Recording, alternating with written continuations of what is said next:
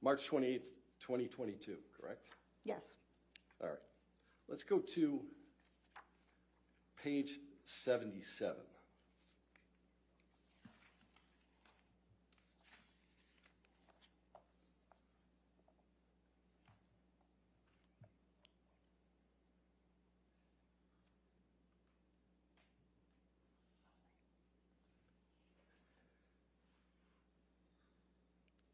Let's look at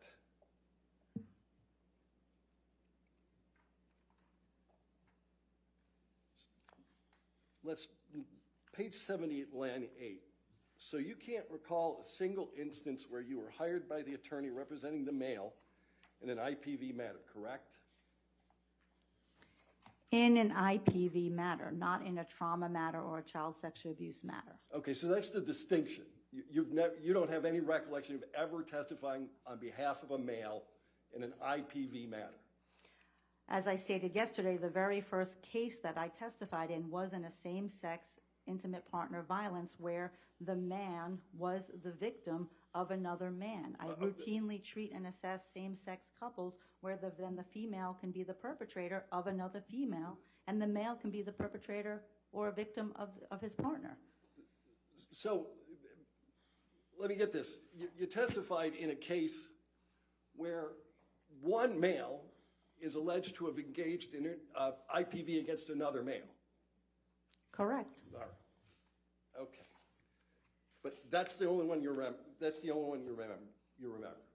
No, I've done this frequently. As you well know, most cases don't go to trial. I've worked on hundreds and hundreds of cases. You've limited it to testimony. Many cases don't come to trial, but I've issued reports and worked on many cases of same-sex intimate partner violence where men are the victims. But I did ask you about testimony, and I limited the question to testimony, and the only testimony that you remember is the same-sex couple, right?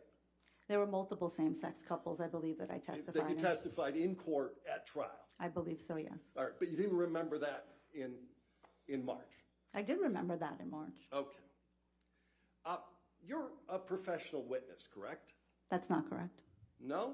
You make hundreds of thousands of dollars a year testifying in court, correct? Not testifying in court. I conduct thorough, comprehensive psychological evaluations of individuals who are involved in a court case. The majority of those cases never show up in a courtroom. And half of my practice and half of my income is about my clinical work with people who are coming to me for therapy. I didn't ask you about the other half of your income. I'm asking you whether you made hundreds of thousands of dollars a year testifying as an expert witness in court. As you're phrasing that question, that's not correct. That would be the amount of income that I generate from my forensic practice. I testify perhaps maybe once or twice a year. Most of the work is done behind the scenes in evaluating individuals and issuing reports. But you'll agree with me that a big part of that practice is providing expert witness testimony. That's not correct. No? That's not a big part of your practice. If I testify twice a year, that's not a big part of my practice. All the other time is doing the work for the cases and evaluating the individuals and issuing reports.